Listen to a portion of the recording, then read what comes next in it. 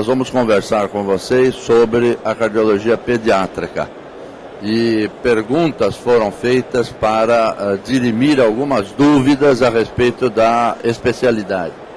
Em primeiro lugar, qual hoje a importância das cardiopatias congênitas? A importância das cardiopatias congênitas está inerente à frequência delas. Em primeiro lugar, as cardiopatias elas ocorrem aproximadamente em 6 a 8 crianças de cada 1000 que nascem vivas. Daí a grande importância hoje da cardiologia pediátrica. A outra grande importância é que essas cardiopatias elas se expressam muito no período já neonatal, cerca de 20 a 30% delas, quando existe algum comprometimento mais acentuado da função do coração. Em especial aquelas que se expressam através de hipoxemia, cianose importante, aquelas que se expressam através de insuficiência cardíaca congestiva e aquelas que se expressam em um conjunto de insuficiência cardíaca e cianose. E representam principalmente as cardiopatias cianogênicas e são representadas pela hipoplasia do coração esquerdo, dentre as cardiopatias obstrutivas do lado esquerdo e pela transposição das grandes artérias, além das cardiopatias obstrutivas que levam mais à cianose, como a tetralogia de Fallot, atresia pulmonar, atresia tricúspide e assim por diante. Todas as cardiopatias que tenham algum grau de estenose pulmonar ou obstrução ao fluxo pulmonar. Essas cardiopatias, elas hoje têm uma importância muito grande em vista de que podem ser diagnosticadas no período pré-natal. E isso tem uma importância grande porque diminui a incidência de evolução desfavorável. Porque essas crianças, logo que nascem, já são medicadas e com essa medicação elas são orientadas melhor para a intervenção cirúrgica mais precoce. O grande problema hoje na cardiologia neonatal é que essas cardiopatias evoluem muito rapidamente para a morte.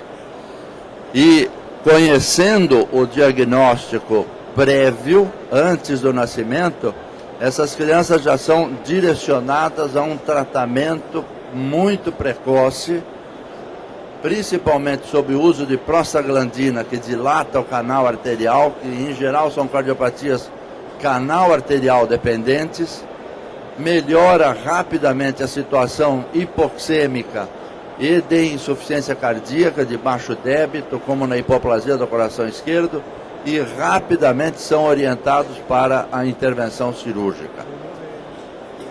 Então, esse grupo é muito importante por esses aspectos de diagnóstico precoce, de atuação precoce e de indicação cirúrgica precoce. O outro grupo de cardiopatias vai se expressar mais eletivamente, vamos dizer, são as cardiopatias acianogênicas, cujo diagnóstico é estabelecido com alguns meses, com alguns anos de vida até, e chegam até a idade adulta. Essas cardiopatias necessitam também de um tratamento precoce, de uma indicação precoce, em vista de que os fatores adversos vão se acumulando.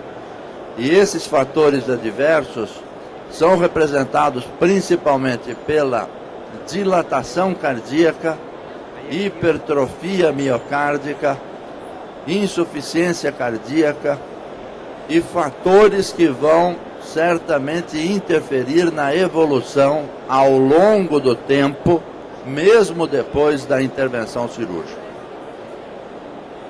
Fica um grupo de cardiopatias e há uma outra pergunta que pode ser realizada, é se essas cardiopatias necessariamente devem ser operadas. Toda cardiopatia congênita, em geral, é considerada operável. No entanto, existem determinadas delas que não necessitam de intervenção cirúrgica. São elas principalmente representadas por cardiopatias com pequena repercussão hemodinâmica. E são representadas por obstruções muito discretas, como ocorre, por exemplo, na estenose pulmonar, na estenose aórtica, na própria coartação da aorta, quando discreta, que não tem nenhum gradiente de pressão na própria aorta, e também cardiopatias com desvio de sangue da esquerda para a direita com pequena repercussão. Comunicação interatrial abaixo de 5 milímetros de diâmetro. Comunicação interventricular abaixo de 3 milímetros. E o próprio canal arterial abaixo de 2 milímetros de diâmetro. Estas anomalias não necessitam de intervenção cirúrgica. Por quê?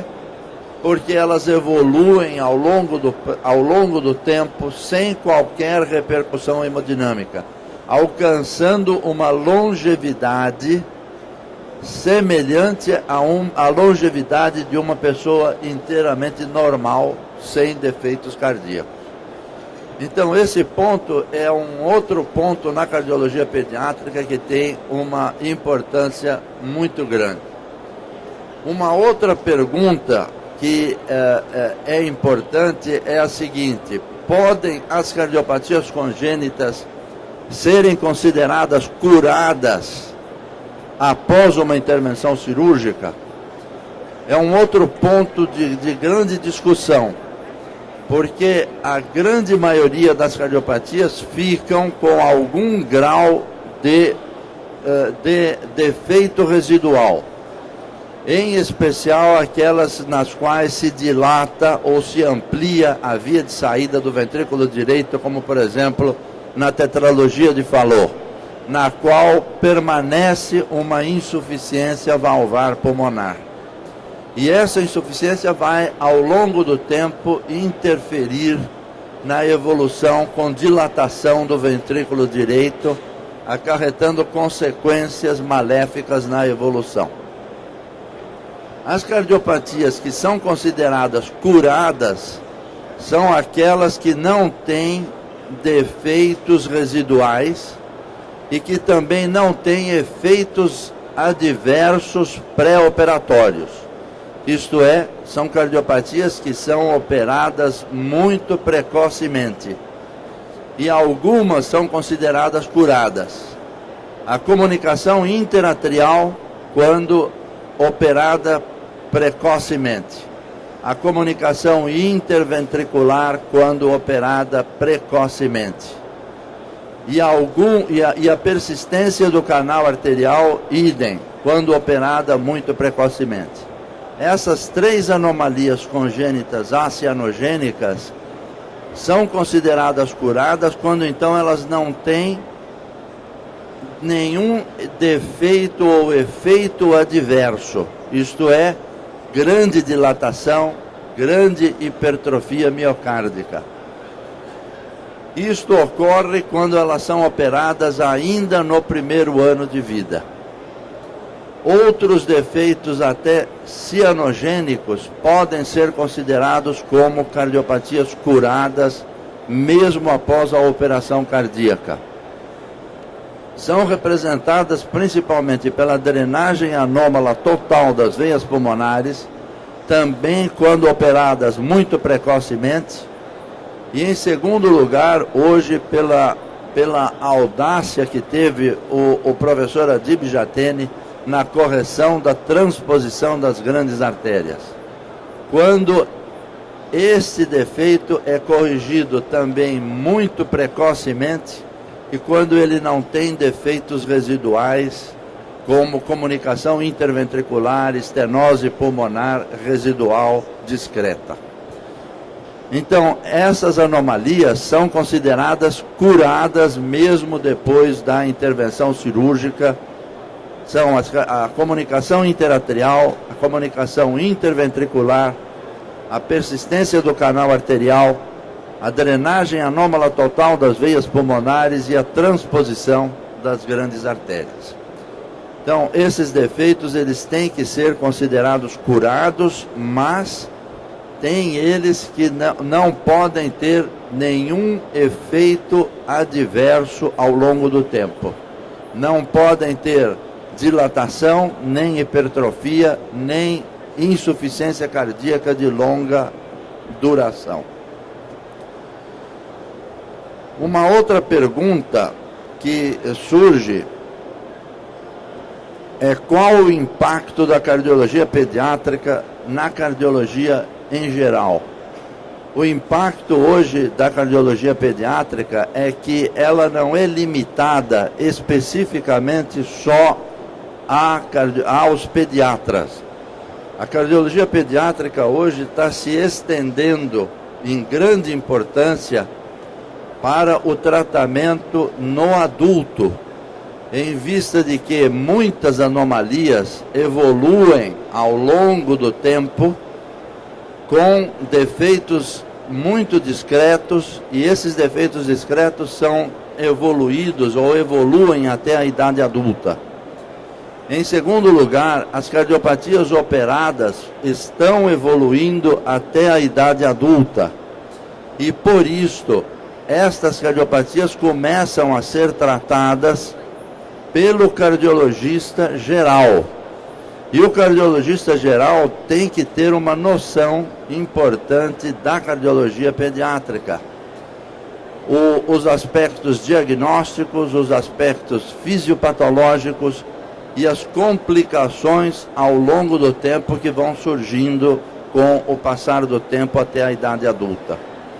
Em especial, as arritmias que vão surgindo, a hipertensão arterial pulmonar que vai surgindo ao longo do tempo, assim como as infecções, em especial a endocardite infecciosa, a endocardite bacteriana, representada mais pela endocardite bacteriana. Então, a cardiologia pediátrica, ela passou a ser não só do âmbito do pediátrica, mas também no âmbito do cardiologista geral. E o cardiologista geral está se atualizando e deve se atualizar em vista dessa grande importância e da evolução favorável ao longo do tempo.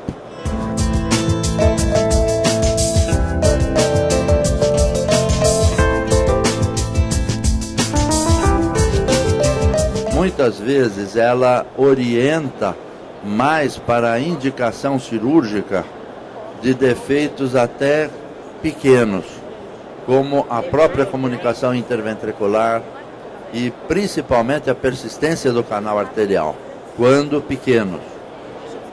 E as cardiopatias pós-operadas, quando permanecem nelas algum defeito residual, necessitam sem dúvida também de uma profilaxia.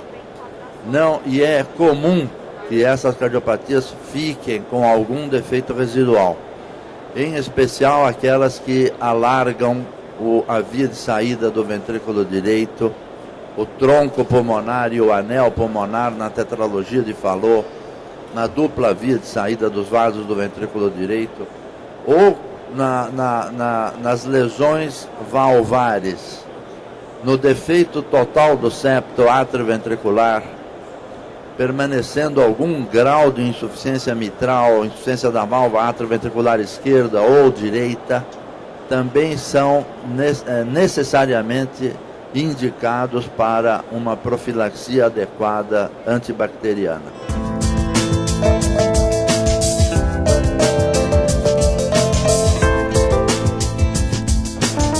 Então, é uma pergunta, os medicamentos usados na insuficiência cardíaca da criança, em geral, decorrem a insuficiência cardíaca inúmeras são as causas de insuficiência cardíaca na criança. Em primeiro lugar, são as cardiopatias neonatais, que levam a uma sobrecarga de volume e nas primeiras horas de vida. São as cardiopatias com insuficiência valvar, em especial a anomalia de Ebstein e a agenesia da válvula pulmonar, levando à insuficiência pulmonar. Estas anomalias, pelo fato de que há nessas anomalias um hipofluxo pulmonar, elas obrigatoriamente têm que ser tratadas com prostaglandina vasodilatadora. Então o tratamento destas anomalias é através prostaglandina, não através de diurético e nem de digital, e nem de outros vasodilatadores. Com a prostaglandina dilatando o canal arterial, há um aumento do fluxo pulmonar, uma diminuição da hipoxemia, diminuição da hipertensão pulmonar e a diminuição da insuficiência tricúspide e pulmonar. Então a prostaglandina é muito importante nesse grupo que descompensa logo nas primeiras horas de vida.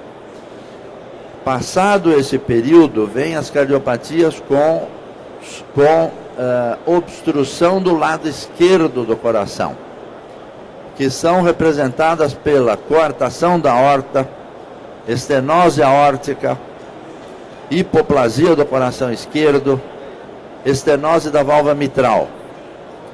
Todas estas anomalias também são canal arterial dependentes, fluxo sistêmico que depende do canal arterial. Todas elas vão se beneficiar com o emprego também da prostaglandina.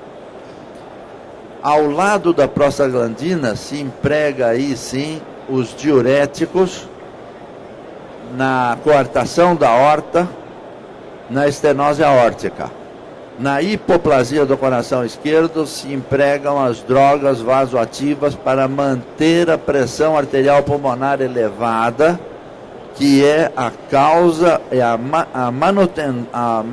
que é a que mantém o fluxo sistêmico, através o fluxo da artéria pulmonar pelo canal arterial para a circulação sistêmica. O outro subgrupo de cardiopatias que levam à insuficiência cardíaca são todas as que têm desvio de sangue da esquerda para a direita. Essas vão descompensar depois do primeiro mês de vida, em geral. São representadas principalmente por cardiopatias tipo C e V, comunicação interventricular, a drenagem anômala total de veias pulmonares, o tronco arterial comum, transposição com comunicação interventricular, etc. As cardiopatias que então têm shunt da esquerda para a direita, sobrecarga de volume. Estas cardiopatias são tratadas com diuréticos e com vasodilatadores. O diurético mais empregado é a furosemida, empregado na dose de 1 a 2 miligramas por quilograma de peso, podendo ser mais ou menos, dependendo da resposta de que cada uma anomalia tenha. Há autores e há pessoas que empregam uma dose muito maior, até 4, 6 miligramas por quilograma de peso de furosemida, quando na verdade, em geral, não existe necessidade de tanta dose. E os vasodilatadores representados principalmente pelo captopril, que é empregado na dose de meio a 1,5 miligrama por quilograma de peso, também na dependência da resposta que cada um tenha. O enalapril também é empregado da mesma maneira que o captopril, numa dose um pouco menor, em torno de 0,1 miligramas por quilograma de peso, e há outros que empregam a amlodipina também nessa situação de 0,1 miligramas por quilograma de peso. que mais ou menos é isso. A espironolactona também como para a remodelação do ventrículo é empregado também na dose de meio a 1,5 miligrama por quilograma de peso. Também conjuntamente com a furosemida e o captopril. O digital, ele é empregado ainda na cardiologia pediátrica pelos cardiologistas mais antigos que ainda acreditam no digital, no sentido de diminuir principalmente a frequência cardíaca e com isso aumentar o fluxo coronário, diminuir o consumo de oxigênio.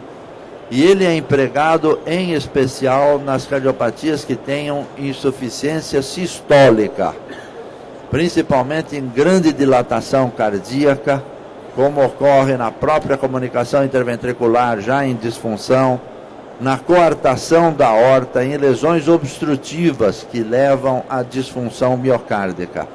Na coartação, estenose aórtica com disfunção miocárdica, o digital é muito empregado.